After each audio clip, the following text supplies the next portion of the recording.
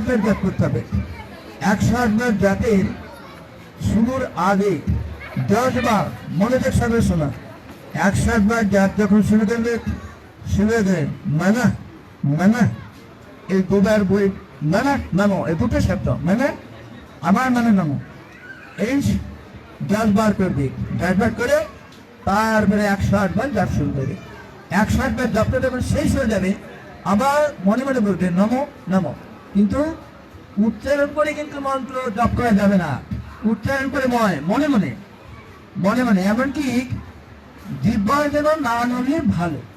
জিহ্বাটা মরবে না, কিন্তু মনে মনে জপটা কালি দিতে হবে। কিন্তু অনেকে হচ্ছে এতটা সজাগ সচেতন হতে পারবে না, এতে জিভটা নড়তে পারে, কিন্তু প্র্যাকটিস করতে করতে করতে করতে এমন করবে জিহ্বা নড়ে কিন্তু জপটা হচ্ছে। এটা খুব সুন্দর করে করবে, কারণ এটা সাধারণ বিষয় নয়।